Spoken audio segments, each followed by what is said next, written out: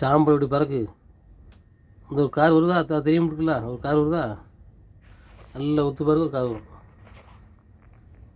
ஒரு கார் வருதா. இப்போ தெரியுத காரு.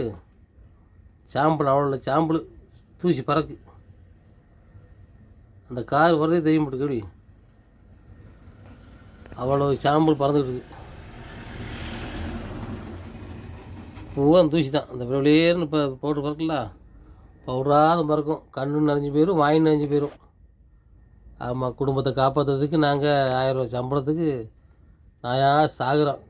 தூசிகளையும் மண்ணுகளையும் காற்றுக்களையும் புழுதிகளையும் கடந்து சாகாமல் சாகுறோம். ஆனால் என்ன, குடும்பத்தில் உள்ளவங்க வந்து இந்த கஷ்டங்களுக்கு புரிய மாட்டேங்காங்க. பிள்ளைகளும் சரி, மனைவிகளும் சரி, என்னமோ வண்டியில் போகிறாங்க, சும்மா உட்காந்துக்கிட்டு ஸ்டேரிங் ஆட்டி வராங்கன்னு நினைக்கிறாங்க. சொகுசாக விட்டாங்க நினைக்காங்க. சாப்பிட முடியாமல், குடிக்க முடியாமல், பல் விளக்க முடியாமல், தூங்குறதுக்கு வழி இல்லாமல் தான் சாம்பல் வண்டியில் எப்படி இருக்குது. சாம்பல் தான் சாம்பல்.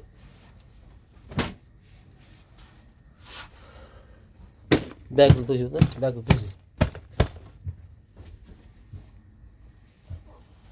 நம்முடைய டிரைவருடைய கஷ்டத்தை புரியுறதுக்கு யாராலும் முடியாது. அந்த அளவுக்கு கஷ்டங்கள், வேதனைகள் அனுப்பிச்சு தான் இருக்கும். ஆனால் யார் புரியாத, வீட்டில் உள்ளவங்களும் புரிய முடியாங்க, மற்றவங்க எப்படி புரிய முடியும்? வாய்ப்பு இல்லை. கொஞ்சம் டிரைவருடைய கஷ்டத்தையும் புரிஞ்சு பாருங்கள். நன்றி.